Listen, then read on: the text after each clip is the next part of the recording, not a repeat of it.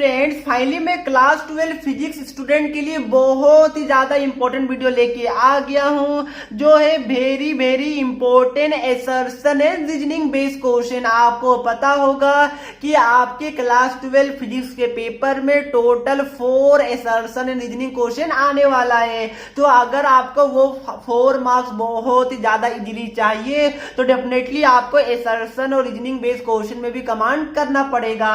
तो ध्यान रखिएगा, मैंने ऑलरेडी यहां पर केमिस्ट्री के ऊपर असर्शन एंड रीजनिंग क्वेश्चन बना रखा है जहां पर मैंने आपको सारा ट्रिक बताया था कैसे सॉल्व करना है और ऑप्शन में मतलब ऑप्शन का मैंने आपको मीनिंग समझाया था और असर्शन एंड रीजनिंग होता क्या है वो भी मैंने आपको बता दिया था। तो अगर आपने वो वीडियो नहीं देखा है तो जाइए, मैंने लिंक आपको डिस्क्रिप्शन बॉक्स में दे दिया है। अब ध्यान रखिएगा कि जो मैं आज का जो हमारा वीडियो है ये strictly as per the CBSE reduce syllabus के अनुसार होने वाला है। तो चलिए फ्रेंड, बिना लेट किए हम लोग चलते हैं क्वेश्चन नंबर 1 की तरफ। बट उससे पहले मैं आपको बताना चाहता हूं कि Unacademy. Let's crack it. Friends अगर आप एमएसटी सीईटी एग्जाम्स की प्रिपरेशन कर रहे हैं तो अनअकैडमी आपके लिए लेके आ गया है सुपर डुपर स्कॉलरशिप टेस्ट। ध्यान रखिएगा कि ये जो आपका टेस्ट है वो एवरी संडे को ऑर्गेनाइज करवाया जाता है। तो जो आपका अपकमिंग से जो टेस्ट है ये आपका 29 नवंबर को कंडक्ट करवाया जाएगा। ध्यान रखिएगा, अगर आप ये टेस्ट में पार्टिसिपेट करते अगर आपका अच्छा रैंक आता है तो डेफिनेटली आपको अप टू ₹25 लाख तक का यहाँ पर स्कॉलरशिप मिल सकता है। तो ध्यान रखिएगा, इतना बड़ा स्कॉलरशिप टेस्ट अनअकैडमी आपके लिए बिल्कुल फ्री ऑफ कॉस्ट ऑर्गेनाइज करवा रही है। आपको क्या करना है कि मैंने आपको डिस्क्रिप्शन बॉक्स में लिंक दे दिया है, वहां से जाके आपको सिंपली इनरोल कर लेना है जो कि बिल्कुल फ्री ऑफ कॉस्ट होगा। ध्यान रखिएगा, आपका जो भी कोर्स है पीसीएम का या फिर पीसीबी का या फिर पीसीएमबी का होगा वो आप चूज कर सकते हैं। उसके बाद यहाँ पर ध्यान रखिएगा कि इसमें कोई भी नेगेटिव मार्किंग नहीं होगी। टोटल 75 क्वेश्चन रहने वाला है और यहाँ पर उसके बाद आपको डिटेल सॉल्यूशन और एनालिसिस अनअकैडमी के टॉप एडुकेटर के द्वारा मिलेगा। तो जाइए, मैंने आपको लिंक डिस्क्रिप्शन बॉक्स में दे दिया है, वहां से जाके आप लोग बिल्कुल फ्री ऑफ कॉस्ट एनरोल कर सकते हैं। अब देखिए फ्रेंड, जो आपका assertion and reasoning based question होता है इसमें आपका टोटल 4 ऑप्शन दिया हुआ रहता है और आपका कोई 4 ऑप्शन में एक करेक्ट होता है। अब एक बात आप लोग ध्यान से समझिएगा, क्या समझिएगा बताइए, क्योंकि देखिए यहाँ पर 4 ऑप्शन है तो सबसे पहले आपको चारों ऑप्शन का मतलब समझना पड़ेगा।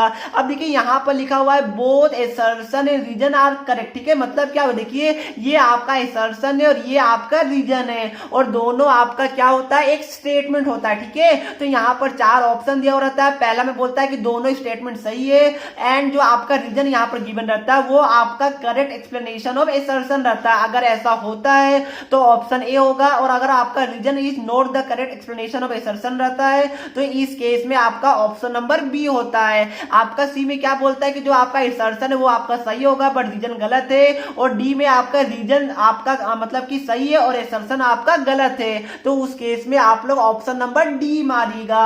ये तो बात रही कि ये 4 ऑप्शन का मतलब क्या होता है। अब मैं आपको अच्छे से क्वेश्चन के माध्यम से समझाता हूं। देखिए पहला क्वेश्चन आप लोग ध्यान से पढ़िए, इसमें क्या लिखा हुआ है कि total flux through a close surface. ठीक है, तो देखिए कोई भी क्लोज सरफेस आप लोग ये ले लीजिए, ये ले लीजिए, आप लोग कोई भी एक क्लोज सरफेस ले सकते हैं। ठीक है, ये पूरा क्लोज रहना चाहिए। तो यहां पर क्या बोल रहा है कि total flux through a close surface, ध्यान रखिएगा, is 0 if no charge is enclose by the surface. ठीक है, मतलब क्या हो गया, अगर सरफेस में 0 चार्ज है, 0 क्यू चार्ज है तो इस केस में यहां पर बोल रहा है जो आपका असर्शन है उस केस में बोल रहा है कि जो आपका टोटल फ्लक्स होगा वो आपका 0 होगा। क्या ये सही स्टेटमेंट है?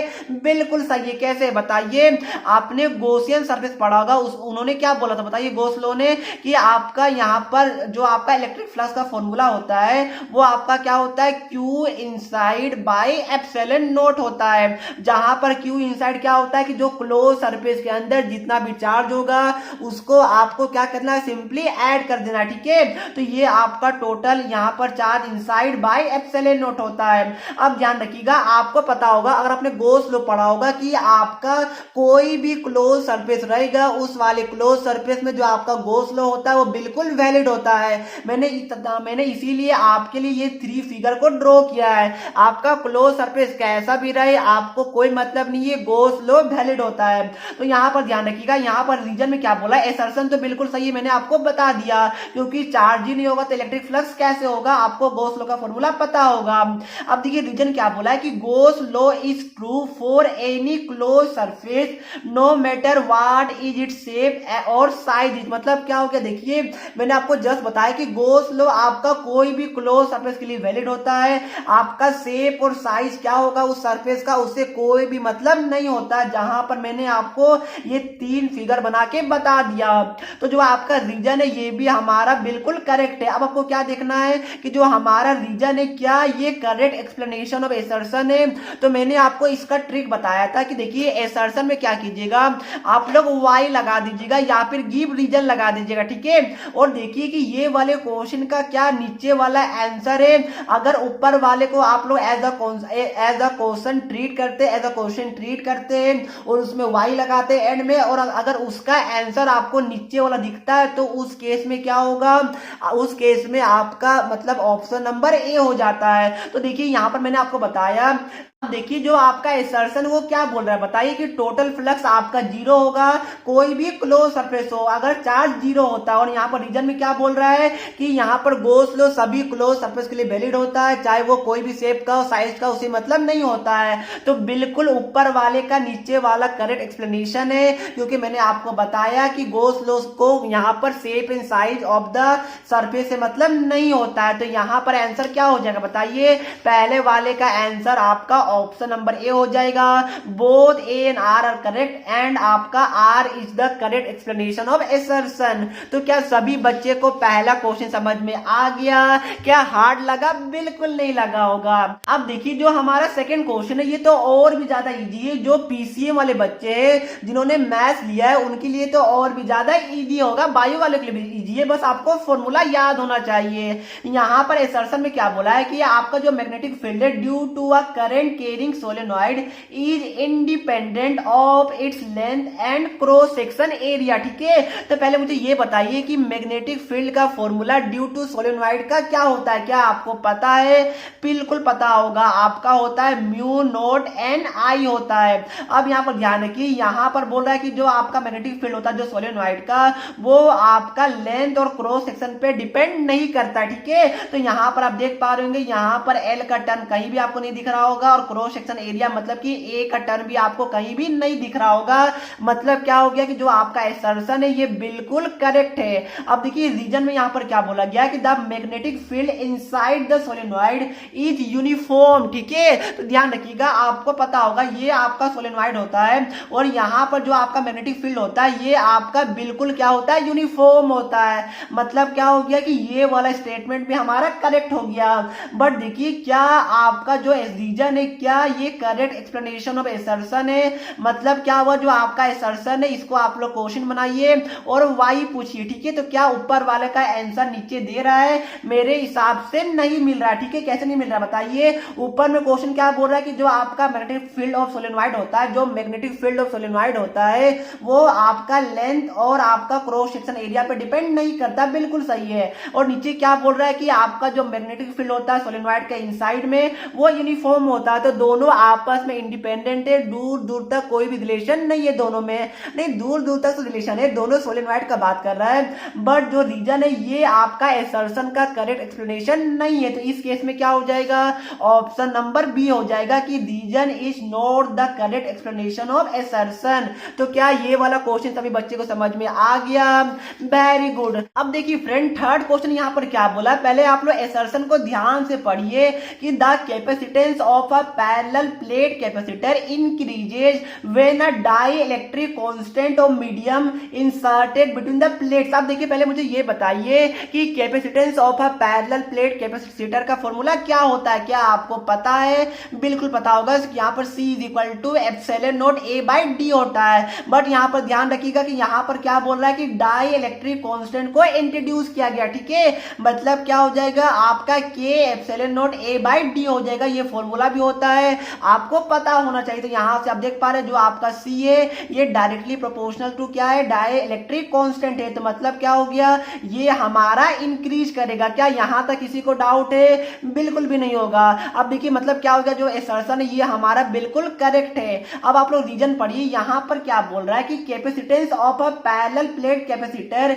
Is directly proportional to the dielectric constant of medium. मैंने आपको यही बताया कि क्या होता है, डायरेक्टली प्रोपोर्शनल होता है, ठीक है। तो मतलब क्या हो गया, ये भी सही है और दोनों मतलब रीजन है ये आपका करेक्ट एक्सप्लेनेशन ऑफ असर्शन है। मतलब कि ऑप्शन नंबर ए हो जाएगा। क्या सब बच्चे को समझ में आ रहा है? कोई बच्चे को भी डाउट होगा तो प्लीज आप लोग मुझे बता दीजिएगा। तो क्या अब हम लोग क्वेश्चन नंबर 4 की तरफ चले? बिल्कुल चलते, ठीक है। ध्यान रखिएगा मैंने ये वीडियो में थोड़ा सा formula based assertion reasoning question को ज्यादा पिकअप किया है, तो आपको फॉर्मूला पे कमांड होना चाहिए, ठीक है, ताकि आप लोग इजीली इस टाइप के क्वेश्चन को सॉल्व कर सके। अब देखिए ये तो और भी इजी है, अगर आपने एटम्स पढ़ा होगा तो the radius of the orbit of hydrogen atom decreases with the increase in the principal quantum number n, ठीक है। अब देखिए आपको पता होगा, अगर आपने पढ़ा होगा रेडियस का बारे में, रेडियस ऑफ एन ऑर्बिट के बारे में एटम में, तो क्या आपको रेडियस का फॉर्मूला पता है? बिल्कुल पता होगा। देखिए मेरे हिसाब से पता नहीं होगा क्योंकि काफी ज्यादा कॉम्प्लिकेटेड फॉर्मूला होता है। क्या होता है बताइए, R is equal to n square h square by आपका 4 पाई स्क्वायर होता है ई स्क्वायर एम जेड होता है। ध्यान रखिएगा मेरे हिसाब से यही फॉर्मूला होता है, थोड़ा आप लोग एक बार मैच भी कर लीजिएगा। तो यहाँ पर देखिए ये आपका हाइड्रोजन के केस में जो आपका जेड का वैल्यू होता है वो आपका 1 हो जाएगा, ठीक है। तो देखिए ये फॉर्मूला आपके लिए उतना इंपॉर्टेंट नहीं है क्योंकि सीबीएसई में ये फॉर्मूला से यूजुअली न्यूमेरिकल नहीं पूछे जाते हैं। तो यहाँ से आपको क्या ध्यान रखना कि देखिए जो आपका आर है ये आपका क्या है, directly proportional to n square है, क्योंकि देखिए जो आपका एच है प्लेन कॉन्स्टेंट वो आपका कॉन्स्टेंट है, 4 पाई ई ये सब आपका कॉन्स्टेंट है और मास ऑफ इलेक्ट्रॉन भी आपका कॉन्स्टेंट होता है और जेड आपका हाइड्रोजन एटम के लिए 1 होता है। तो आपका यहाँ से क्या बचा कि r is directly proportional to n square, ठीक है। तो यहाँ पर क्या हो गया कि अगर हम लोग प्रिंसिपल क्वांटम नंबर को बढ़ाएंगे जिसको एन से डिनोट किया जाता है तो आपका आर भी इंक्रीज करेगा। अब देखिए यहाँ पर क्या बोल रहा है कि the radius of orbit of hydrogen atom decreases with increase in the principal quantum number. मतलब क्या हो गया, ये यहाँ पर इनवर्स रिलेशन आपको बता रहा जो बिल्कुल गलत होगा। गलत कैसे होगा, क्योंकि मैंने अभी आपको फॉर्मूला से बता दिया कि जो आपका आर है वो आपका प्रिंसिपल क्वांटम नंबर पे डायरेक्टली प्रोपोर्शनल होता है, स्क्वायर के होता है, ठीक है। तो ये आपका जो पहला वाला स्टेटमेंट है ये आपका गलत हो गया। तो आपको दूसरा वाला चेक ही नहीं करना, आंख बंद करके देखिए यहाँ पर क्या है, असर्शन इज रॉन्ग। मतलब क्या हो गया आपका ऑप्शन नंबर डी हो गया। फिलहाल आप लोग रीजन देख सकते हैं, रीजन में क्या बोला गया है कि जो आर है वो directly proportional to n square होगा। मैंने आपको जस्ट बताया, मैंने आपको ये फॉर्मूला भी बता दिया, काफी ज्यादा इंपॉर्टेंट है, ठीक है। यहां तक किसी को डाउट है नहीं होगा। अब देखिए जो हमारा लास्ट क्वेश्चन है ये आपका इलेक्ट्रोमैग्नेटिक इंडक्शन से और सिंपल है, ठीक है, टेंशन नहीं लेना आपको। यहां पर क्या बोला इस सर्शन में देखिए कि the direction of induce EMF is always such as to oppose the changes that causes, ठीक है। मतलब क्या हुआ ये आपने पढ़ा होगा। मेरे हिसाब से ये लेंस लॉ का क्या है बताइए स्टेटमेंट है। तो क्या आपने ये वाला अच्छा से पढ़ा है? क्या आपको याद है लेंस लॉ का स्टेटमेंट? बिल्कुल याद होगा। ये क्या करता है, अपोज करता है, ठीक है। तो यहां पर देखिए जो बनाता है जो काउज है उसी को अपोज करता है। तो ये आपका और आपका जो लेंस लॉ से हम लोग इंड्यूस ईएमएफ का डायरेक्शन भी पता लगा सकते हैं। तो ये हमारा लेंस लॉ का स्टेटमेंट है, ये हमारा बिल्कुल सही है। तो क्या हो गया, असर्शन आपका सही हो गया। अब देखिए रीजन में क्या बोल रहा है कि the direction of induce EMF is given by Faraday's law. Faraday law क्या फैराडेस लॉ ने दिया था? बिल्कुल नहीं। किन्होंने दिया था बताइए? आपको पता होगा, लेंस लॉ ने दिया था। तो जो आपका रीजन है ये आपका बिल्कुल गलत हो गया, क्योंकि जो डायरेक्शन है देखिए फैराडेस ने मैग्नीट्यूड एम्पलीट्यूड के ऊपर बात किया था, बट जो लेंस लो है उन्होंने डायरेक्शन के ऊपर बात किया था, इसलिए ये आपका रीजन है, ये आपका गलत हो गया। तो इस केस में देखिए कौन सा ऑप्शन मैच कर रहा है बताइए। Assertion is correct but reason is wrong, मतलब क्या हो गया, ऑप्शन नंबर आपका सी हो गया। तो क्या सभी बच्चे को ये 5 एसर्शन एंड रीजनिंग क्वेश्चन समझ में आया? किसी को भी कोई प्रॉब्लम हुआ? मेरे हिसाब से नहीं हुआ होगा। तो प्लीज अगर वीडियो अच्छी लगी तो वीडियो को लाइक कर दीजिएगा और शेयर कीजिएगा, ताकि हम लोग इसका पार्ट 2, 3, 4, 5 लेके आते रहे, ताकि आपका रिवीजन और भी ज्यादा स्ट्रांग हो सके और सभी बच्चे बोर्ड में 95% प्लस ला सके। तो चलिए फ्रेंड, मिलकर नेक्स्ट वीडियो में, तब तक के लिए पढ़ते रहिए। जय हिंद, जय भारत।